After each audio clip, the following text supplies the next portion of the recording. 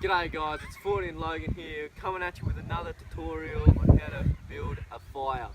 Alright guys, to begin. So, over here, cameraman, come this way. So, we're going to, this is the equipment that we actually need.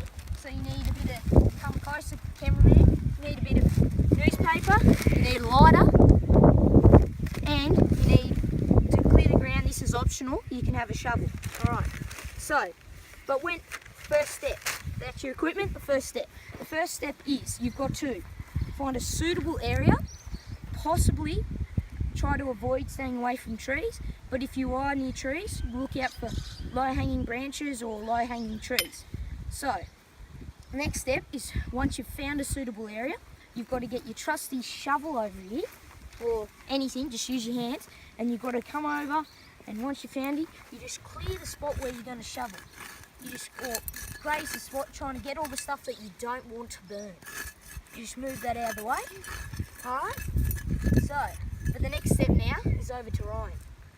Alright guys, now if you'd like to come over here, when burning a fire, we would like to start off with gathering some kindling, and in kindling we want some leaves, some twigs, sticks, and down here we have that. And now to our next wood category, we have smaller logs to keep the fire burning once it's started with the kindling.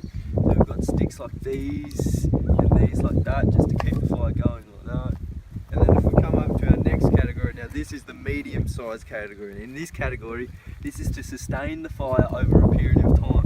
So when we want it burning, when we're sitting around it with our coffees or anything, this is the wood we want to be burning.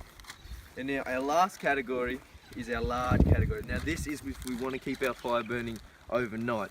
So this big chunk of wood here, like when we're going to bed, we just want to put that on the fire, and then that's sweet. Alright, so Now back to Logan. Newspaper. Here's your newspaper so you can show your next step. Now when lighting the fire, we want to make our kindling into a nice pyramid type shape and get newspaper just like this, and we want to scrunch it up into balls.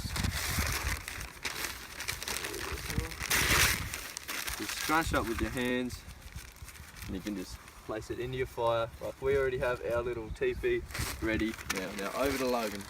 So, in lighting a fire, it's pretty simple. You get your lighter, press the button, or you flick it, or whatever you want to do, and you light the newspaper.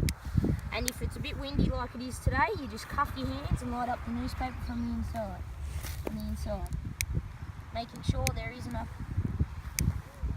newspaper. And just waving your hands a bit to get a bit of oxygen in, or even a piece of paper can also help. So this is just and blowing into your fire, making sure not to breathe in the smoke. That's nice and warm.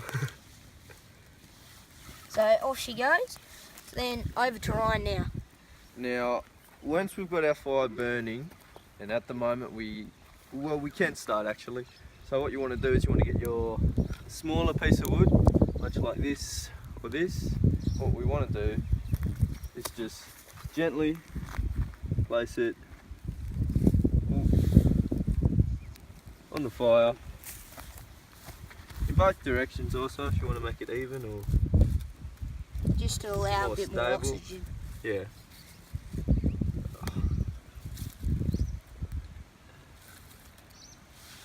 Okay, now over to Logan now.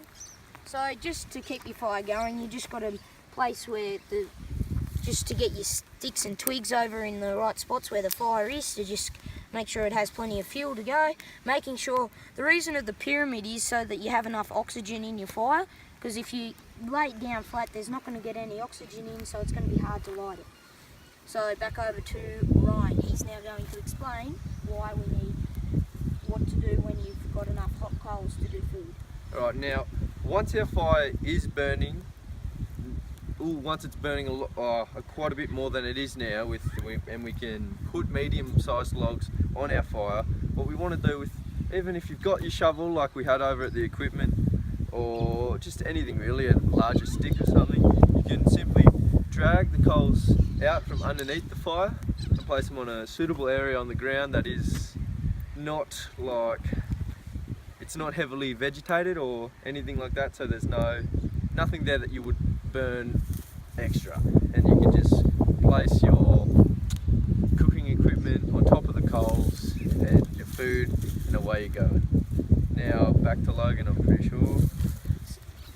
So if you're doing a car-based trip, alright, it's always handy to have an axe or one of those mini axes. I'm not actually 100% sure what they're called, but these are quite handy to have just on your trips, and a chainsaw or something if you're on a car-based trip. But if you're hiking or something, you're basically just going to spend more time searching if you don't have an axe or a chainsaw or something. And yeah, so, but thank you for watching this video. Yeah, thank you. All done.